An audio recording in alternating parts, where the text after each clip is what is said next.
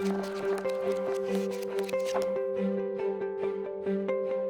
morning, everyone. Thank you so much for joining us today here at the Literacy Council of Northern Virginia's breakfast fundraiser, A Taste of Literacy.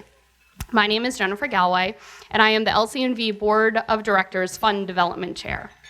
I'm very excited to be back here in person. For those of you that don't know, this event was started in 2019. We actually held the event right here in this very room, so I'm sort of having Groundhog Day, as you can imagine, because it has been literally 3 years to the day since we all have been in person for this event. If you weren't aware, in 2020 and 2021, this event was held virtually. And our 2020 breakfast in particular, we had to make it virtual, and we literally had to pull it off in 7 days. So kudos to our team back then for figuring that out.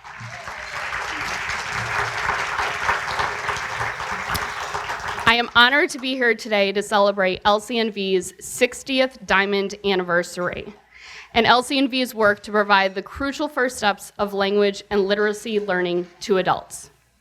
Today, we will reflect on our 60-year history and hear the voices of members of our community. Their stories demonstrate the important roles we all play.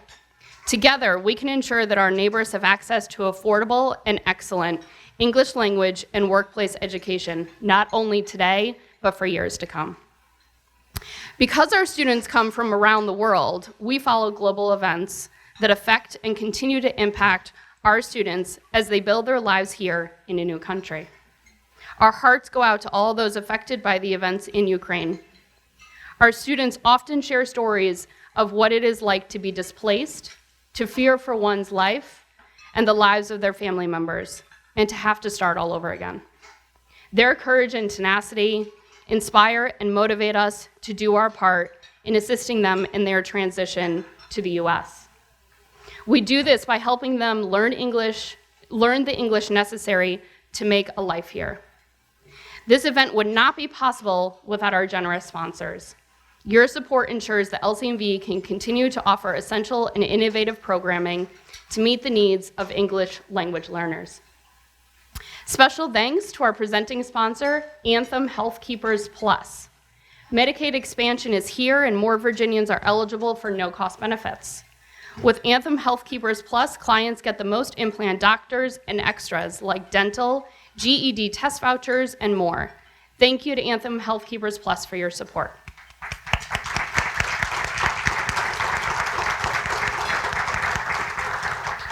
Also, a special thanks to our valedictorian sponsors, BlackRock, Clark Construction, and Margin Edge. Our Dean's List sponsors, Deloitte, Doubletree by Hilton, Kehoe-Mac, Wristspan, Main Street Bank, and Wasabi. We are grateful to our summa cum laude sponsors, Amanda G's Vacations, Cell Ed, Chainbridge Bank, John and Eunice Thomas, McLaughlin Ryder Investments, Dr. Preeti Naik, RXIT, RY Accounting, Salesforce, UHY LLP, Certified Public Accountants, Washington Gas, and the Wolcott Hill Group. Woo! I'll try.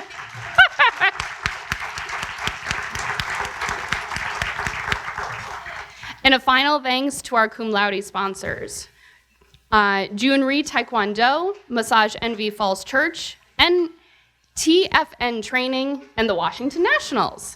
Their generous support means that 100% of the money raised today will go directly to LCNV programs and the people we serve.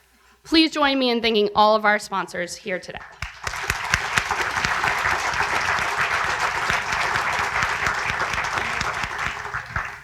Speaking of our sponsors, let's get started with door prizes.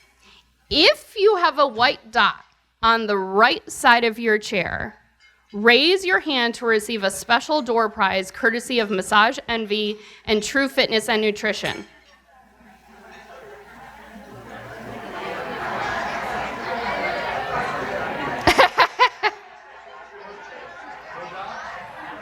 Anyone have a dot? No dots? No dots. It's on the back. It's on the back of the chair. Yeah? Ah.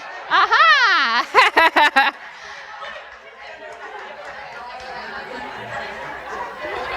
Is that Tara? Tara? Angelique? I am happy to announce that Angelique is the winner of the signed baseball by the Washington Nationals player. Oh! Hooray, two! Please find our team after for your prize, okay? Awesome. Well, that was fun, right?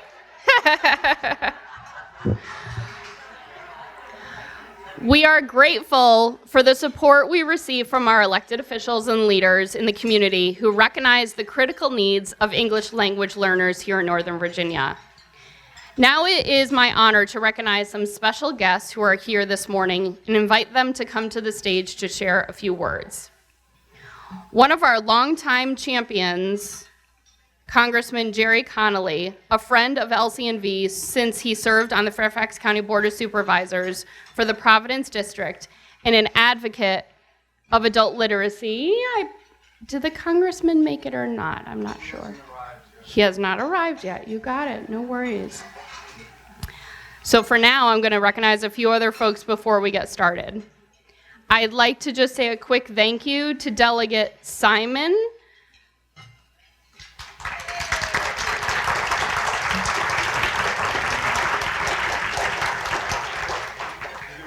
Would you like to come make a few words? Can I tell your team to come on up with me? Or come on up.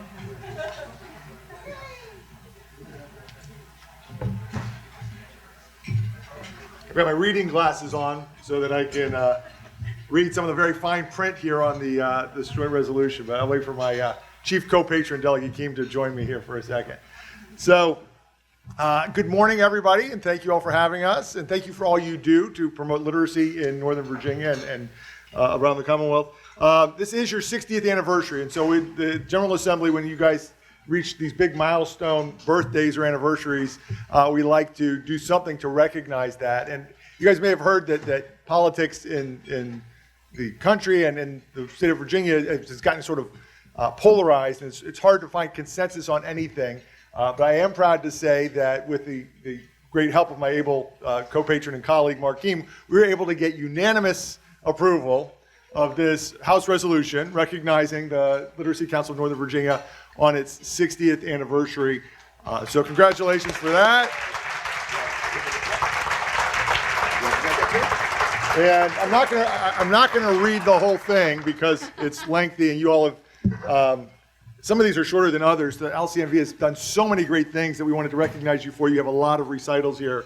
But I will do just a few. I want to say that whereas you all were founded in 1962, the Literacy Council of Northern Virginia has become a national leader in English language and literacy instruction over the years, evolving its mission and services to meet the best needs of its students. It goes on to recognize you all for things you've done in the past, but also things you've done very recently, including during the pandemic. Becoming a leader in virtual and distance education, continuing your programs despite the inability of folks to get together, but be able to do that virtually. And also your efforts recently with the influx of Afghan refugees and folks coming after the U.S. departed Afghanistan to help those folks that have come to our area fully integrate into the community. And it goes on for a number of achievements and says, therefore, whereas the accomplishments of the Literacy Council of Northern Virginia are the result of exemplary efforts and expertise of its staff members and the extraordinary compassion and generosity demonstrated by its volunteer service providers. Now, therefore, be it resolved by the House of Delegates that the Literacy Council of Northern Virginia hereby be commended on the occasion of its 60th anniversary. And be it resolved further that the Clerk of the House of Delegates prepare a copy of this resolution for presentation to the Literacy Council of Northern Virginia as an expression of the General Assembly's admiration for its mission and contributions to the Commonwealth. So that is what this is for.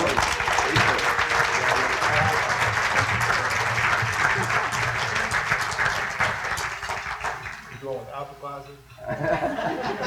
Photographer's already dying. That's my chance. Thank you guys very much. Thank you.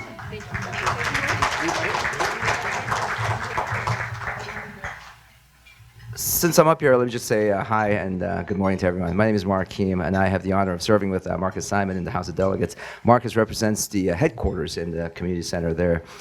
My relationship with this organization goes back quite a bit. I've had the honor of speaking to this organization on a number of occasions, especially to some of our newest students, adult students, as well as younger students, because as an immigrant myself, as somebody who had to learn English as a second language, I know the difficulty of starting from scratch in a new country, especially if it wasn't your choice. Many of us are fortunate to immigrate to another country because we wanted to find better opportunities, but many of us don't have the choice because the land that you thought of as your home, the country and the place that you always thought was the only place that you ever knew, all of a sudden becomes untenable. And you end up leaving, whether as a refugee, political asylee, or other reasons. And we're seeing that right now across the country. There's no better time in the world than today than to recognize that we are globally connected. All of our lives are intricately intertwined. And as our president is there at the border of Poland looking across the border, we know that many of those folks in Ukraine that just want freedom and liberty will be on our shores. And we're very proud that Virginia will be a home for many of them. We're hoping that at least several thousand can find their home here, just like the Afghans, just like the Vietnamese, just like the Iraqis, and so many others that have come here. And when they come, one of the first tools that they're going to need to absorb themselves and to be part of our community is government services. But as Marcus and I know, even if we have a budget surplus, we can't meet all the government services from the public sector. And that is why what you do is so important. We need the private sector, the nonprofits, the corporations, families, individuals, faith-based organizations. We need you to step up and be part of that solution when these folks come. That's why you're so important, and for 60 years we've been doing that, and we look forward to working with you so that you will continue to be that organization and that network and that asset that these people need. So thank you on behalf of all those that are yet to come to America.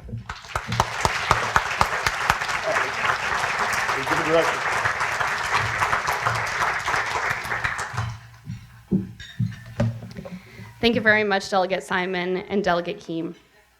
Now I would like to invite Gaston Arroz Riveros from the Office of U.S. Senator Tim Kaine to share a few words.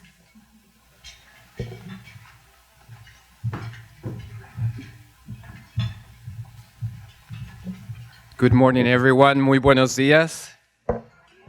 My name is Gaston Arauz, and I have the distinct honor and privilege to serve as Regional Director for Senator Kaine. Unfortunately, he cannot be here with us, but he asked me to bring this greeting letter for this wonderful organization, and I will read it.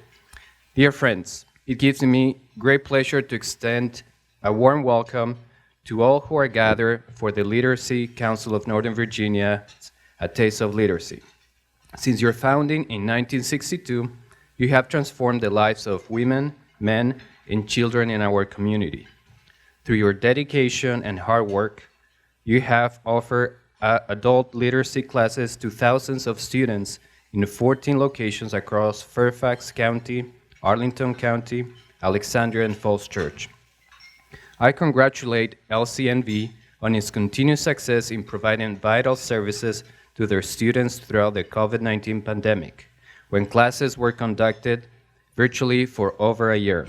These services are a lifeline to its most vulnerable students. I also want to recognize the great work that LCNV is doing working with Afghan refugees. These individuals and families have had their lives upended, and the services that you provide will help them as they assimilate into a new country. It is clear from these accomplishments that LCNV, being awarded the Nonprofit Leadership Award in 2021 from Leadership Fairfax, is well-deserved.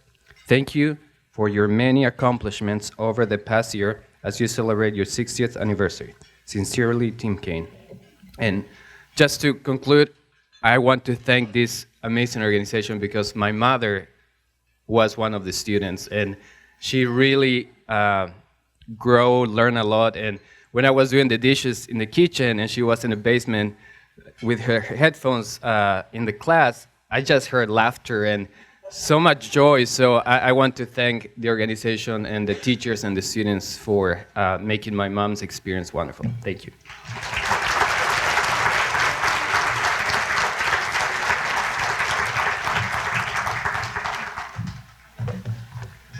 Thank you, Gaston. What a wonderful story, by the way.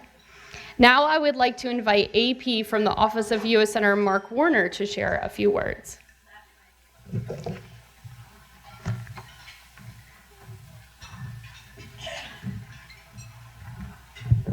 Good morning. Good morning. Xin chào. I'm AP. I'm the outreach representative for Northern Virginia for U.S. Senator Mark Warner. It's always a hard time following Gaston, my friend. But I do also have a letter to read from my boss who wishes that he could be here today. Dear friends, I'm pleased to extend my warmest greetings to all who are gathered for the Literacy Council of Northern Virginia's A Taste of Literacy 2022. As neighbors join together today to celebrate the 60th anniversary of the Literacy Council of Northern Virginia and recognize the accomplishments of learners during the past year, I am reminded of the feats that can be achieved when we commit to a goal and pursue it together. Each of you understand that every individual deserves a fair shot at success, and adult English literacy programs play an important part in this. I commend the staff, volunteers, and community partners for your service, and each learner for your hard work. So I send my best wishes for a successful and inspiring event. Sincerely, Mark R. Warner, United States Senate.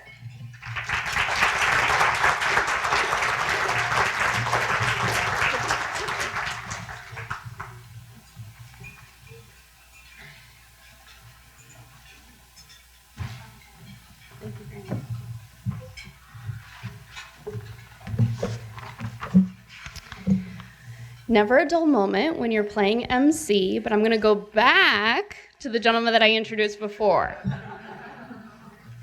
We are grateful for the support we receive from our elected officials, and thank you to all those that have spoken thus far. Now it is my honor to recognize one of our longtime champions, Congressman Jerry Connolly, a friend of LCNV since he served on the Fairfax County Board of Supervisors for the Providence District, and an advocate for adult literacy. He would like to share a message with us today. Please help me welcoming Congressman Jerry Connolly.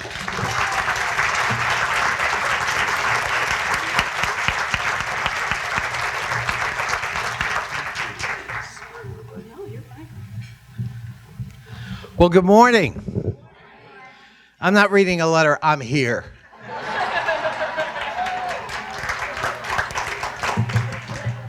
But we are grateful our senators participate and support. They have the whole state they got to worry about in terms of a schedule, and that makes it hard. And I do want to begin by, so I don't forget, I did honor the 60th anniversary in the congressional record. I've got several copies for you, and I am pleased to say there was no opposition in the House of Representatives. You know, we just celebrated the holiest day of the year for us Irish, St. Patrick's Day. And the story is told that St. Patrick recently was going all around heaven looking for God Almighty. He went to every Irish pub in heaven. He went to Sullivan's, he went to Murphy's. He could not find God anywhere for 2 long years during the pandemic. Finally, he shows up at Connolly's pub, and there's God, enjoying a Guinness. He says, God, I've been looking for you for 2 years. Where have you been? And God says, well, I've been in Ireland. He says, you've been in Ireland for 2 years? What have you been doing in Ireland? And God looks at him and says, working from home, my son, working from home.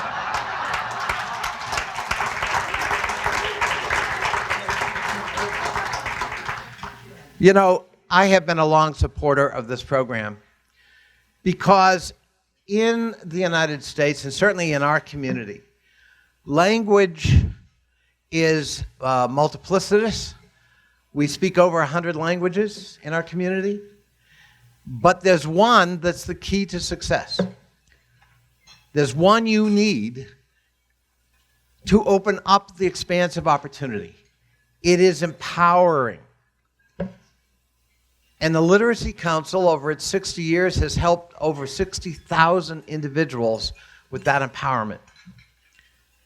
And for those of you who support the Literacy Council, what you're doing is you are absolutely giving people opportunity without which doors would be closed. In our community, it is not always easy. I remember stories with this body, with the Literacy Council, with people who took 3 or 4 buses every night to learn English. They were that motivated after working a full day and worrying about the kids because they understood how important it was to reach that precious goal of being able to read and write in English. And I think that's an incredible gift that the Literacy Council, after 60 years, can be really proud of. Give yourselves a hand, please.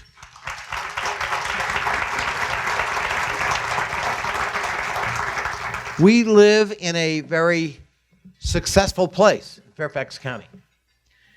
And the change we've absorbed has put a lot of pressure on the Literacy Council, and thank God you're here. When I first moved to Fairfax County, it was 80-something% white. There were 3% foreign-born, 3%, on a population base lower than today. Today we're 48% white, and we are 30% foreign-born. That's a huge demographic absorption. People from all kinds of places coming to this melting pot. And in that time period, we've grown more successful, not less. Our crime rate is down to the lowest of any large jurisdiction in America. Our high school graduation rate, the highest of any large jurisdiction in America. Our high school dropout rate, the lowest of any jurisdiction in America. Median household income, the 3rd highest in America. When I first got elected to Congress, I actually represented the wealthiest congressional district in America as measured by median household income, which I can tell you made my colleagues in suburban Connecticut and Hollywood, California, incredulous, like you?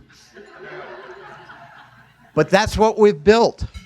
In Fairfax County alone, we went from being a bedroom community where we commuted every day to Washington, D.C., to a vibrant economic hub with 650,000 jobs. Into that mix come people from all over the world. And they want to be successful. They want to participate. They want those doors open for opportunity for themselves and their families. What's the key? The key is language. The key is the ability to be able to participate and function in that world. Otherwise, you're limited. You're limited in terms of those opportunities. And what we've done in Fairfax is extraordinary. It's how America ought to work. We've welcomed new arrivals. We've lent a helping hand. You want to come here and exploit opportunity, we're glad to have you. And that is sort of how it should work. I tell the story to naturalization ceremonies. I go to a lot of naturalization ceremonies when I can. I tell the story about how it works. Young woman, 18, 19, 20, gets on a boat from Northern Ireland, comes to America. She has no education, 6th grade. She has no real skill except she can sew. She stays with relatives. She goes to wealthy people's houses and does their laundry and cleaning. She saves up every penny she can and brings over her 2 brothers and her invalid mother. Today, her grandson stands before you as a United States Congressman.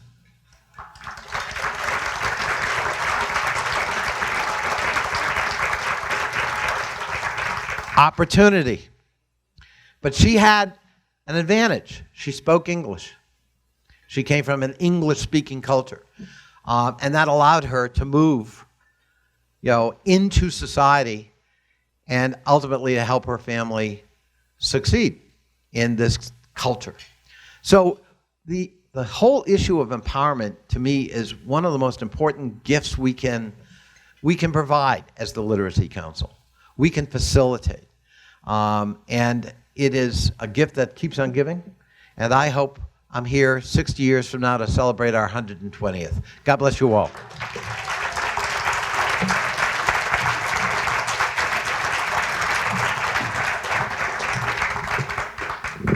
I'd be remiss if I didn't pick a small bone with the congressman due to the fact that I hail from Connecticut. However, not from said district that he is speaking about, however, from his colleague, Congressman Larson's district, who I had the pleasure of working for a number of years.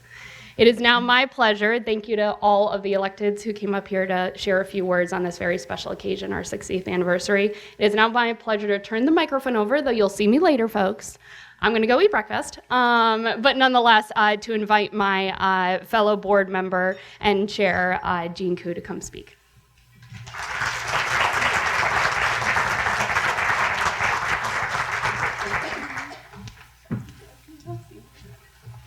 Good morning, everyone. So good to see you. My name is Jean Koo, and I am president of the LCNV board, and I want to thank each of you for being here this morning. The work of LCNV is not possible without your support, the passion, and the hard work of our advocates. Some of LCNV's greatest advocates are our board members. We are passionate about adult education and lifting up our immigrant neighbors, and we believe in the great work that LCNV does every day. I would like to take a moment to recognize my fellow board members of the Literacy Council of Northern Virginia. Board members, would you please stand?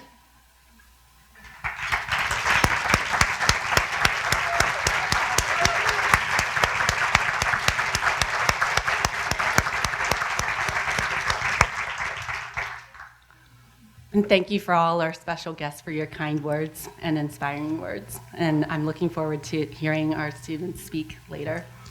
But I wanted to share a little bit more about LCNV. So our mission is to teach adults the basic skills of reading, writing, speaking, and understanding English so that they can access employment and educational opportunities, and also more fully and equitably participate in the community. I joined the board of LCNV in 2016. I stayed not only because of such a relevant and meaningful mission, but because of the people behind it. The energy, enthusiasm, and the drive that permeates the staff, the board, and volunteers truly enables us to live our mission. The last 2 years has certainly made it very clear that LCNV students whose English is at the sixth grade level or below were in many cases disproportionately affected by the pandemic.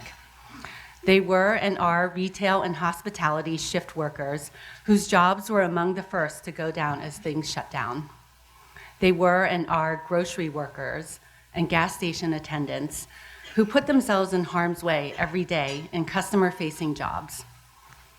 Some had to leave jobs due to their children being home, and they had to manage communications from their kids' schools about assignments, schedules, and generally figuring out how to navigate distance learning, which was hard, even if you knew English.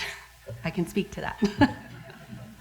They were typically not those who could switch their work to remote in the way that many of us could. Many of them struggled to explain their symptoms to healthcare workers or understand vaccine updates. For these adults, literacy is a survival skill, and their diligent work to improve their language skills directly increases their capacity to earn a living wage, care for their families, and become more active members of the community. Established in 1962 by a grassroots group of volunteers, LCNV is Virginia's largest and oldest nonprofit literacy organization. It is hard to believe we are 60 years old. And I am proud to acknowledge that we have served nearly 60,000 learners in the past 60 years.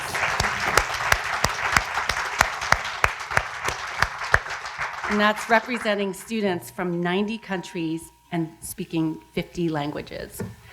So LCNV has recently been recognized through many awards, such as the 2021 Nonprofit Leadership Award, announced by Leadership Fairfax last month for our passion for service and positive change in Northern Virginia.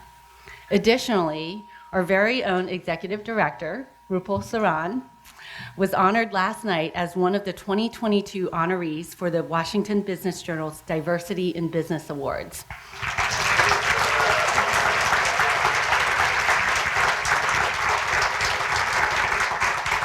She was recognized as a leader in her field and in the greater Washington business community. Our classes, with their focus on the language skills essential to the workplace, community involvement, and family life, are led by a highly trained instructional team, utilizing best teaching practices for English language learners. Last year, LCNV instruction touched the lives of nearly 1,500 adults, attending classes from around the country and even around the world in nearly 100 classes. Those were offered both in person and virtually. As things have continued to open up, many students have expressed that the convenience of not having to worry about childcare and transportation has made them want to continue virtual classes. And so for now, virtual classes, in addition to in-person classes, are here to stay.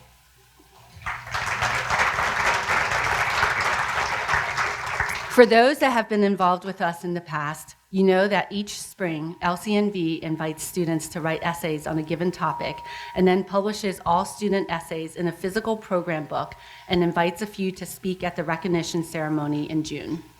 To mark our 60th anniversary, at each of your tables, you can read these learners' essays from over the years that include newly learned words that allow LCNV learners to confidently express their thoughts in English, sometimes for the first time and to the surprise of themselves and their families.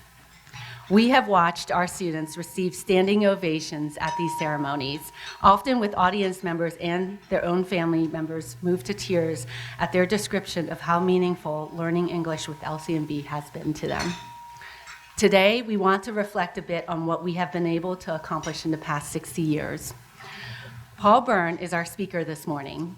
He has been a member of our board of directors and board treasurer, on and off since 2007.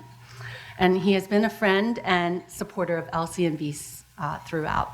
He has lent his expertise as a business owner and IT consultant to many LCNV operational and administrative projects.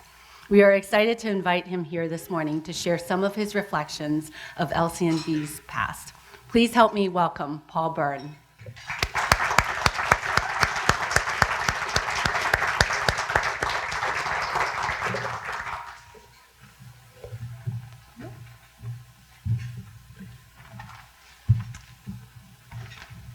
Morning.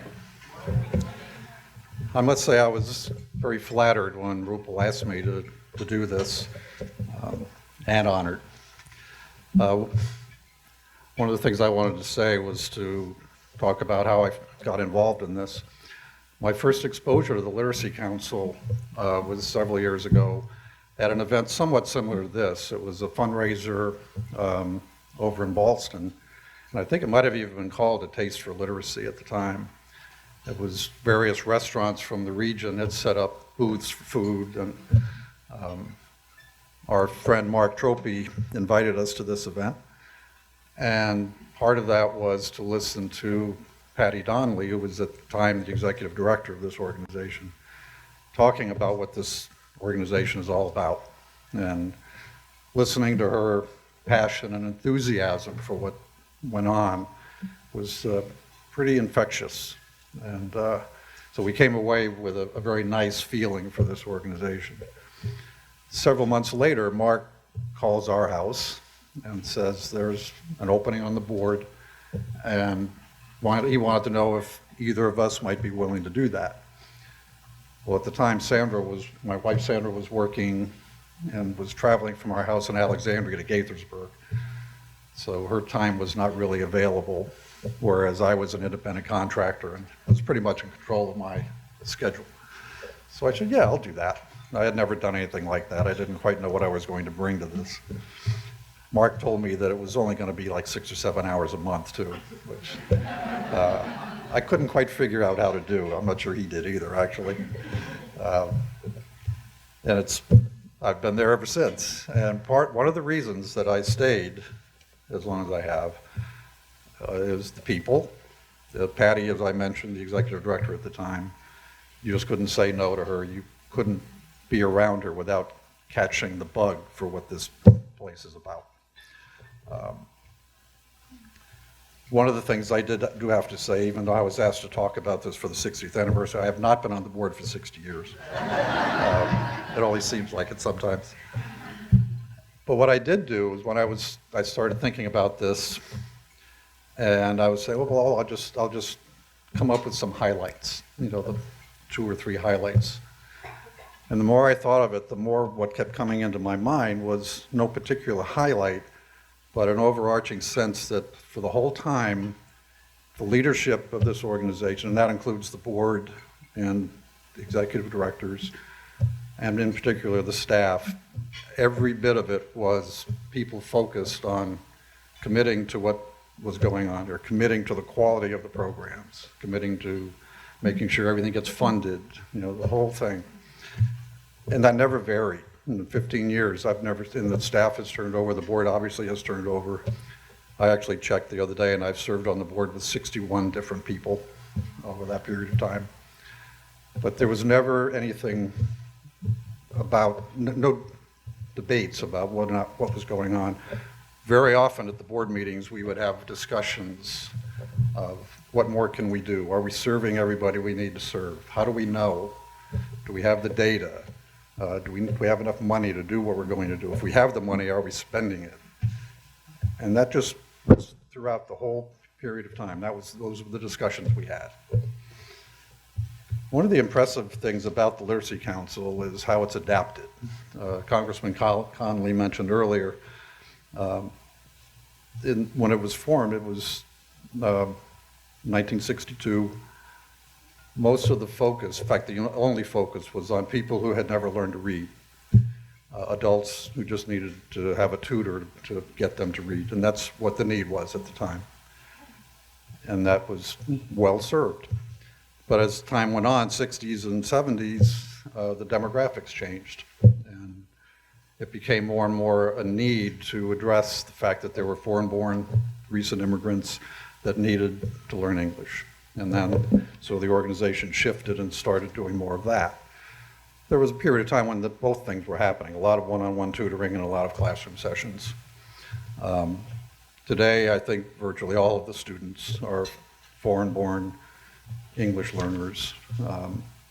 We might do some tutoring, I'm not even sure we do that anymore. But the organization simply adapted to what was needed.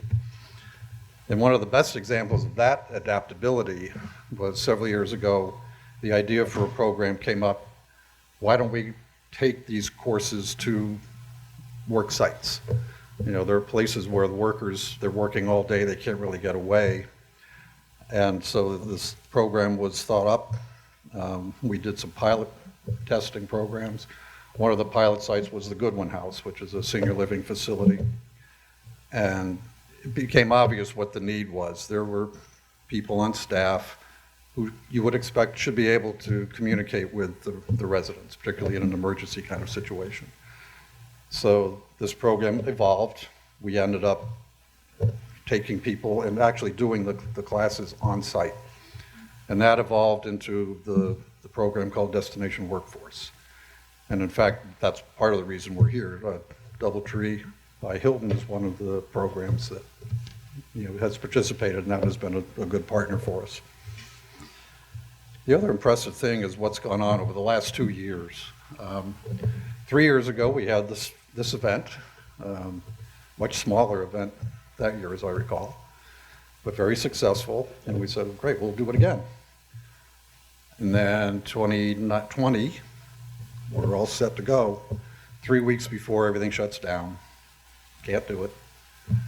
Well, I was amazed at how quickly and effectively the staff of the Literacy Council put together a virtual event.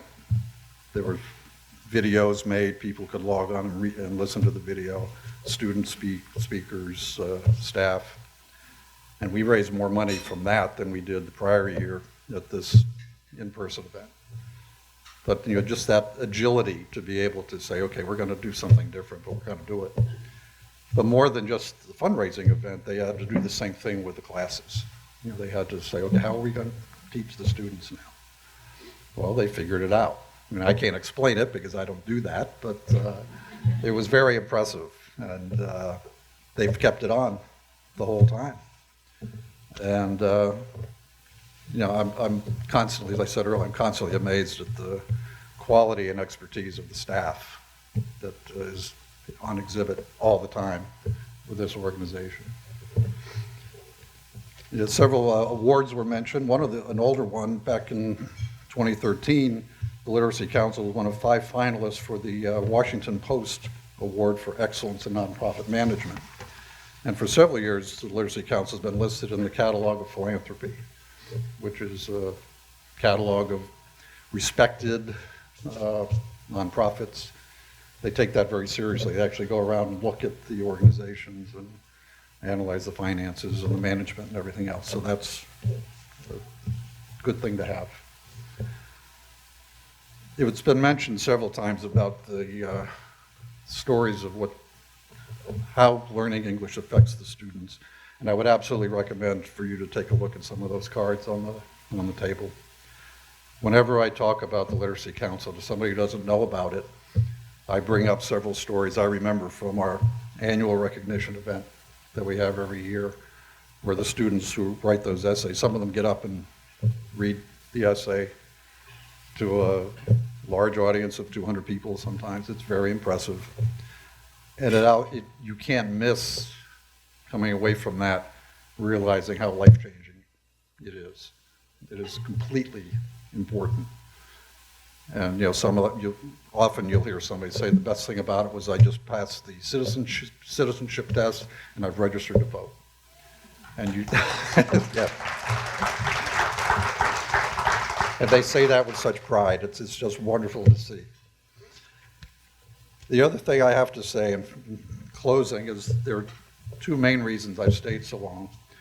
One of them is Patty Donnelly that I mentioned, who unfortunately is not here today, but the executive director when I joined the board. As I say, you couldn't not be infected by the enthusiasm that she exhibited for what this organization was about. And that permeated through her staff as well, and it still does. She retired in 2017, and the board at the time thought, well, we need to honor Patty in some concrete way.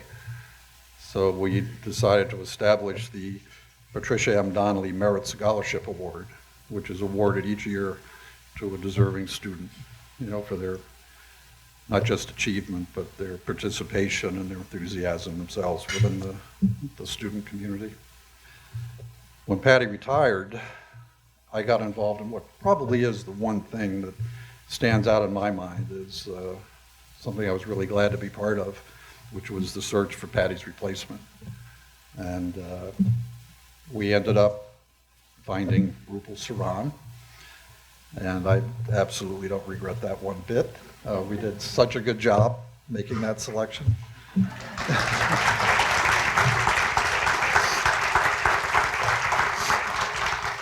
Rupal brings the same passion and enthusiasm in her own style, not Patty's, for what goes on. She fosters what has constantly been referred to as the culture of nice, which is the way the office and this whole organization works. And in several of the other awards that have just been mentioned have been honoring Patty, honoring Rupal very recently.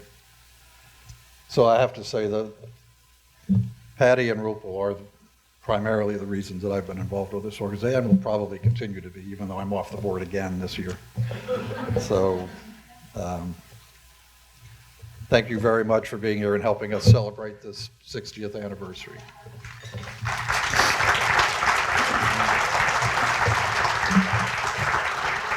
And I would also like to ask the aforementioned Rupal, our executive director, to come up and say a few words herself. Thank you.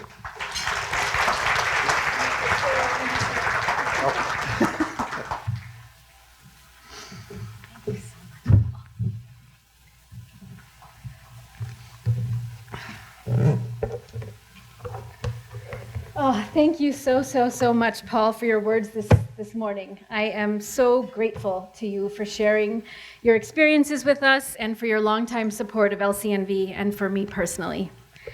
Let me introduce myself. My name is Rupal Mehta Saran. I am honored to be the Executive Director of LCNV.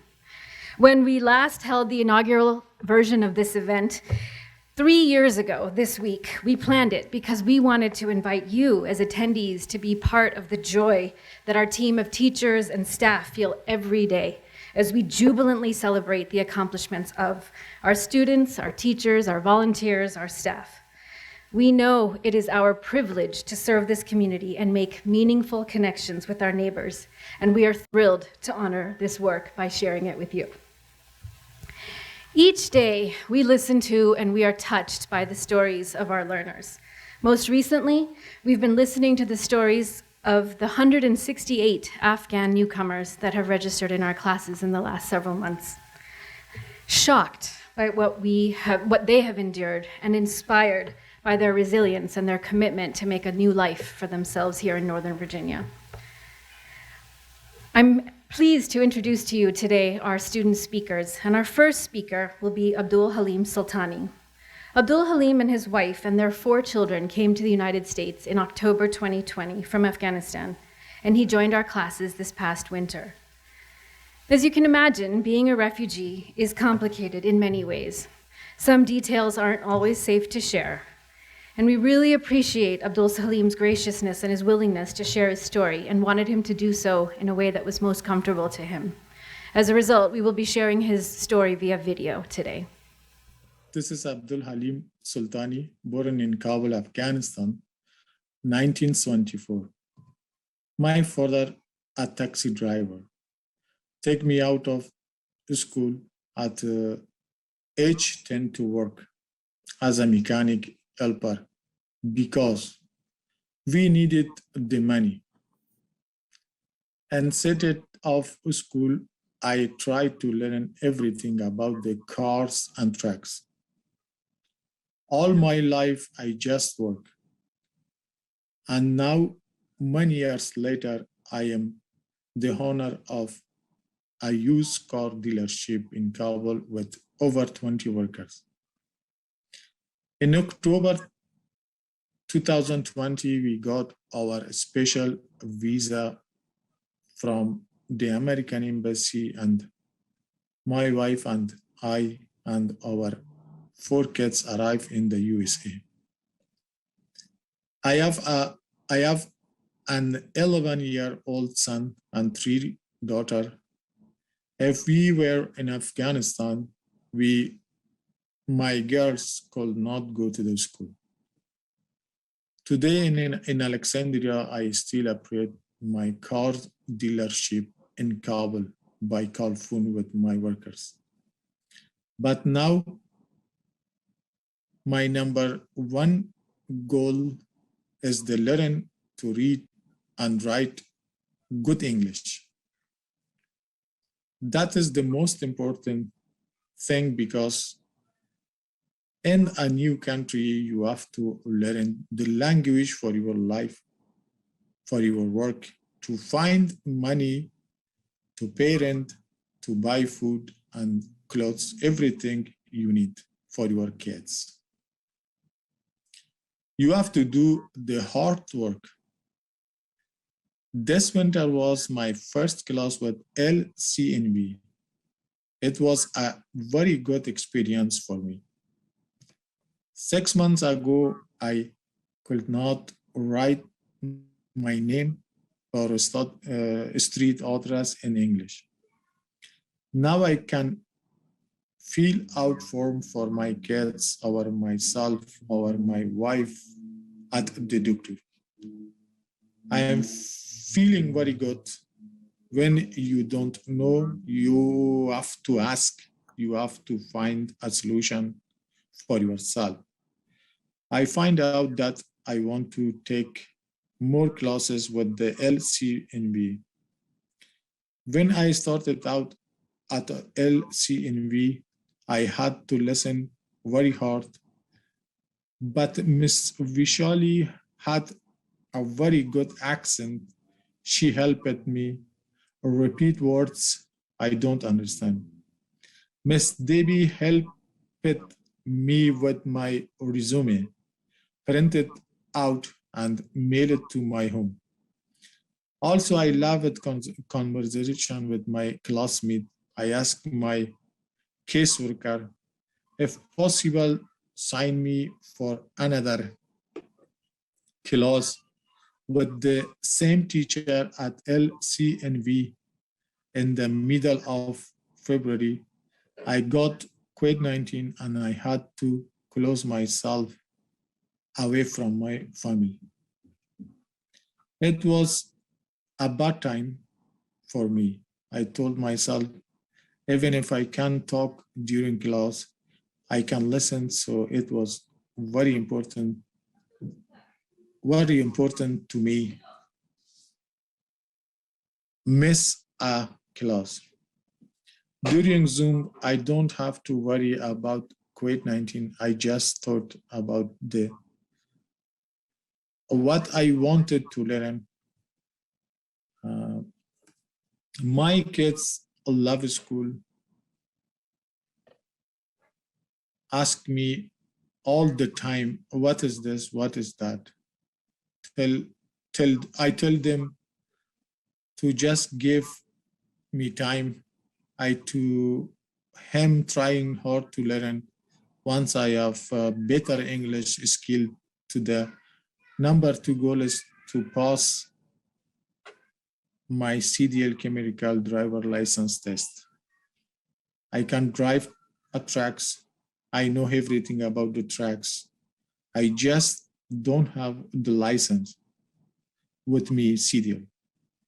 I can get a job as a driver, truck driver, a good job, bring a good life. I talk to myself and I talk with my wife and she's agree with me. Until then, I am a left driver and I still owner of the used car dealership in Kabul.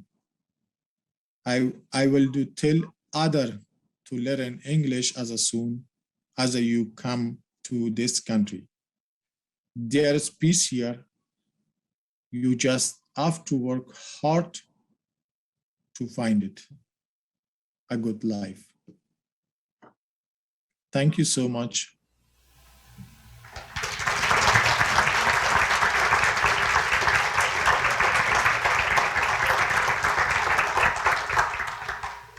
Many thanks to Abdul Halim for honoring us with his history and his kind words. He is still taking classes with us, and just our next session of classes just started last week. We're cheering him on and all of our students as they continue to accomplish so many of their goals. I want to take a moment to tell you a little bit about the LCNV staff. My fellow staff members at LCNV are some of our learners' absolutely biggest advocates. At every pass, they are there to design curriculum and develop innovative and effective programs, cultivate relationships, and share widely the tremendous stories of our learners' successes. They problem solve and improve things continuously, all the while being fantastic team members and looking out for each other and staying focused on serving our students. Without them, LCNV would not be able to do what we do. Please stand if you are part of the LCNV staff.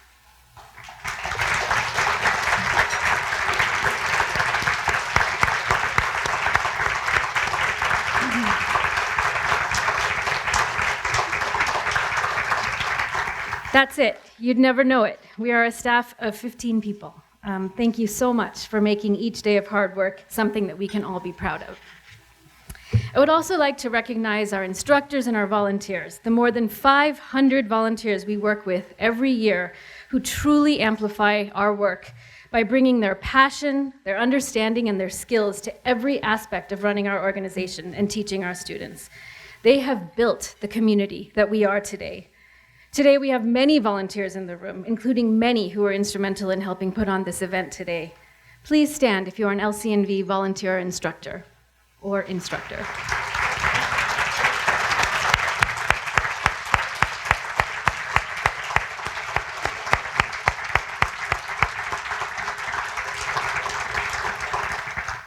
Thank you again for all that you do.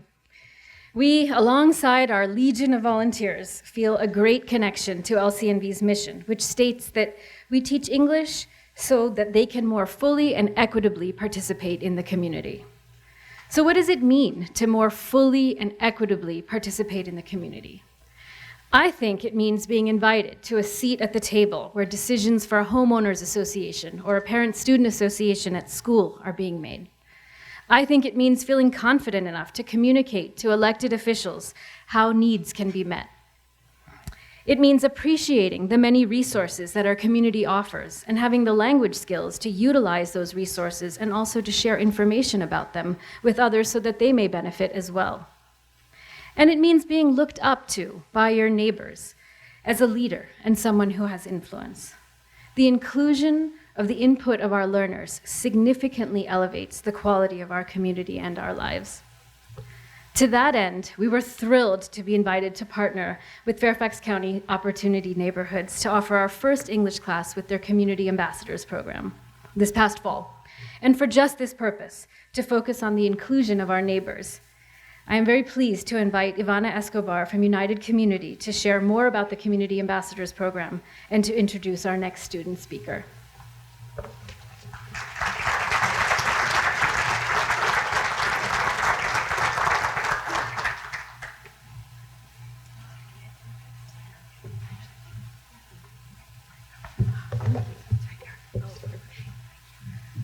I just want to say thank you for printing this out. I was going to use my phone and struggling a little bit. I want to first say thank you for having us here. It is a great pleasure that I join you here today to introduce the next presenter, Elizabeth Villatoro. I have the absolute honor of working with her closely in my short time in the United Community. Elizabeth came to our organization as a neighborhood ambassador for the Sequoia community a little year ago. Those who do not know what neighborhood ambassadors are, they are community members who will go above and beyond to reach out and engage residents in their neighborhoods. They engage and support their communities by sharing resources, starting community support, and do initiatives based on the needs of the community. During COVID-19, these ambassadors helped over 400 people get vaccinated. Supporting food distributions in their communities and bringing community feedback to Opportunity Neighborhood Mount Vernon to share with partners and incorporate the program of their program development is what they do. Opportunity Neighborhood Mount Vernon is an organization framework for residents, community-based partners, Fairfax County Public Schools, Fairfax County, and other supporters and allies that work together to deliver the resources that are equitable, accessible, and effective to youth and their families in the Mount Vernon community. Partners within the neighborhood scope work together to identify community needs and develop two-generation solutions. Elizabeth is a very caring, hardworking, enthusiastic individual who truly wants the best for her family and her community. Before becoming an ambassador, Elizabeth was a volunteer at her children's school, Mount Vernon Woods Elementary. While volunteering at the school, she became an advocate for her children and her families in the community. Becoming more aware of the information and the resources available to the area, she shared what she knew in her community through community engagement, also providing information like social media apps and like WhatsApp. She loves to use it. If you are in our WhatsApp group, you will get hundreds of messages every day. Elizabeth has a trusted and established relationship with her community and the people that come to her and shares the needs of the concerns. She has also participated in various trainings, including the Literacy Council of Northern Virginia's Destination Workforce, which has tremendously enhanced her community, as well as enhanced her skills and confidence to pick up at community meetings. Elizabeth is an amazing leader, and I am very pleased to introduce her this morning.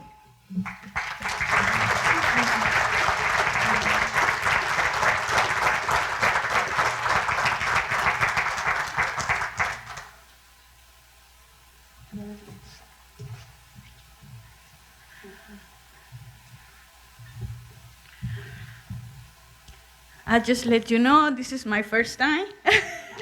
So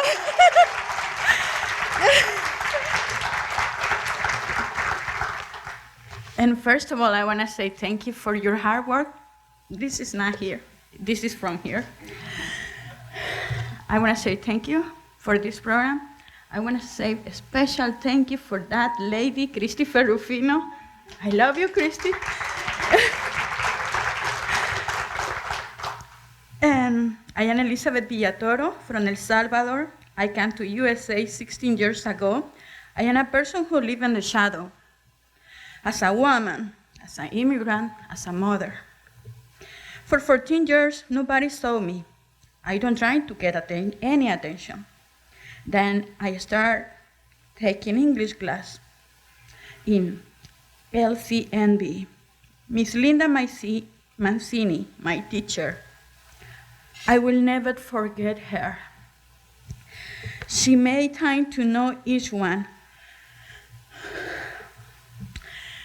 She made time to know each one of us because she knows we have love and passion to learn English, but we need more than that. We need the tools. She knows we need better grammar. She gives us the space to learn it. This class helped me to empower myself. When I started, I was not really sure this was going to work. Yeah, it was. I got the same feeling too. I'm a crybaby, so I want to try. The people on my table, they already know I was crying all the time, so let me keep going. Okay. She knows we need better grammar. She gives us the space to learn it. This class helped me to empower myself. When I started, I was really sure this was going to work because the class was from 6 to 8:30. My husband and 2 kids were in the house. But from the first day, Miss Linda grabbed our attention and made us participate in the class to make sure we were doing our part. The class was always at family time, dinner time. So I made sure dinner was always ready ahead on time. Still sometimes I was a little bit late, join soon. But my teachers always say, I know you are a mom, I know you are a wife, I know you have a full-time job.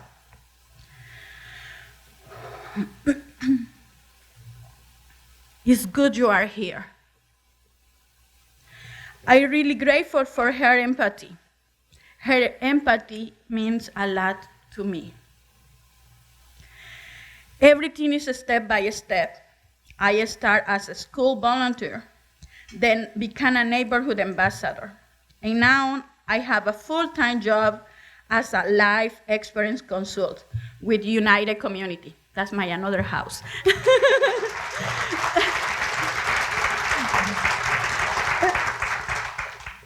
I am a person who loves to learn. When I start LCNV class, I learned how to be professional and understand more about the culture in this country. Now I feel empowered. I really empowered because before I'm never gonna be here on this stage.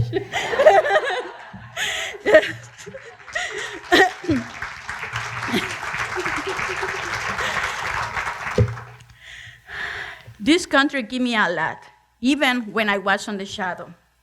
Today, I feel like I am a part of this country because I can give something back.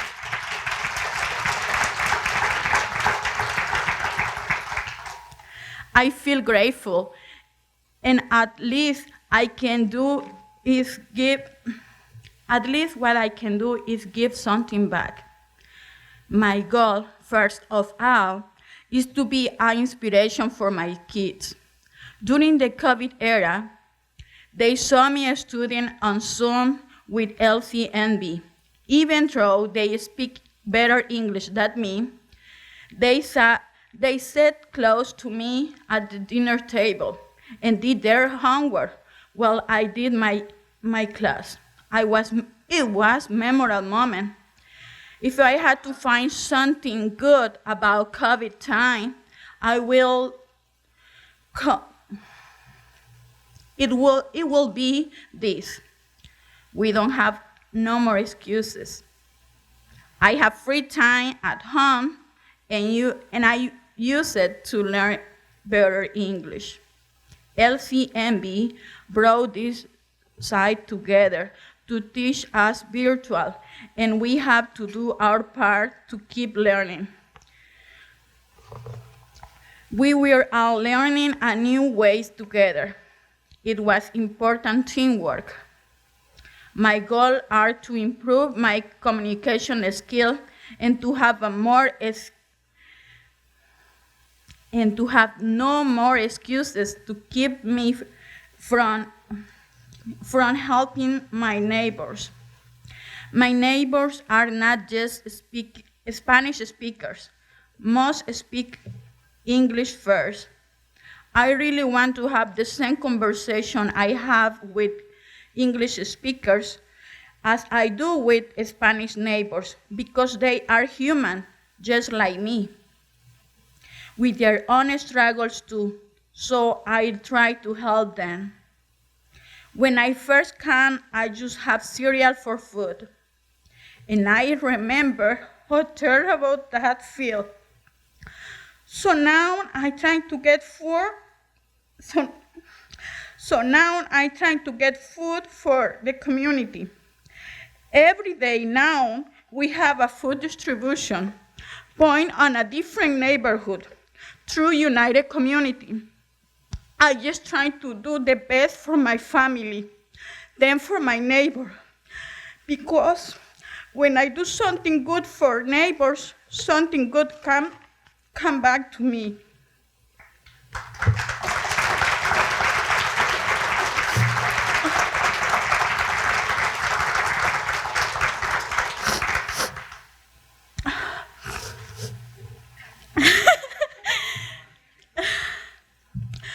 So my message to you today is don't give up, because every person matters, even one person matters.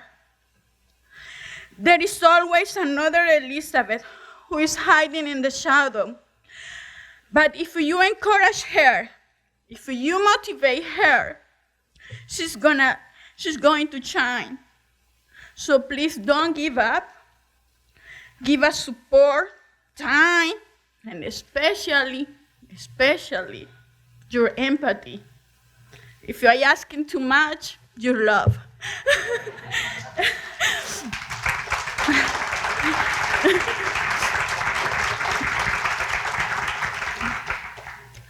So my message to you today is, I'm sorry. Yeah, you see, and just to remind you, don't give up. One last thing. You should know that before LCNV, my English was street English. I don't know anything about verb tense. You're not gonna learn that on the street. But now I know about the past, the present, and every day I am learning more about the future. Thank you so much.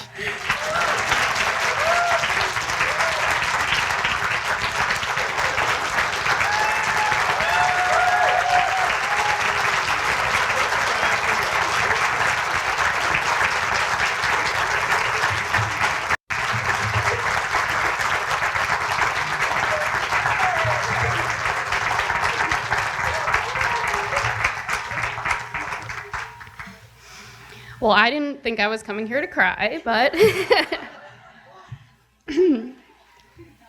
so I promise we're going to get you out of here on time as best as I can, so please bear with me. But thank you to Elizabeth for using your English skills to help others. We look forward to seeing what else the future has in store for you. And thank you to all of our speakers who shared their voices and stories with us here today. We have heard that thanks to English education, our students feel empowered. Now, folks, it's your turn. You can empower your neighbors in their efforts to learn English with LCNV by volunteering, advocating for English language education funding, and spreading the word about our programs. Your chance to help starts right now.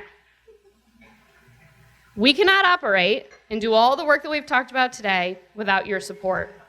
For 60 years, this organization has been serving our community because of the generosity of people like you. So far, as of now, we have raised more than $74,000, and we know that some of you in the room have made donations to this campaign already. Thank you. Now we are going to hear how your donations will benefit the learners of LCNV, but first, let's make this a little interesting. We are honored to have two generous donors who have offered a $5,000 challenge grant, matching the donations of any new donors, so first-time donors in the room, this is you, up to $2,000, and any increased donations of current donors. We would love to meet that match today. And by the way, someone in the room asked me this question, and I'm going to do my math. I think I did my math correctly. How much of our budget does this event in particular raise for LCNV? So if we're speaking about individual, corporate, foundation, sort of private sector dollars, I believe it accounts for about 17% of all the funds that LCNV raises. So your donations today are extremely important. Finally, the first two tables to have 100% participation, so everybody saying yes, will receive gift cards to Wasabi Sushi here in Tyson's. Each table captain has a cowbell. Oh boy. And once you have met the goal of 100% participation at your table, and you have all the envelopes collected, table captains ring the cowbell to receive your prize. Overachievers!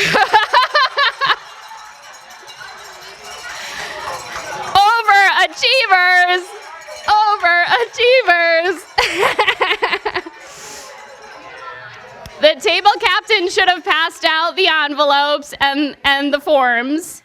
Again, when you've completed your donation, please hand it back to your table captain. Our goal is to raise $20,000 to help adults learn English. Do we have my first slide? There we go.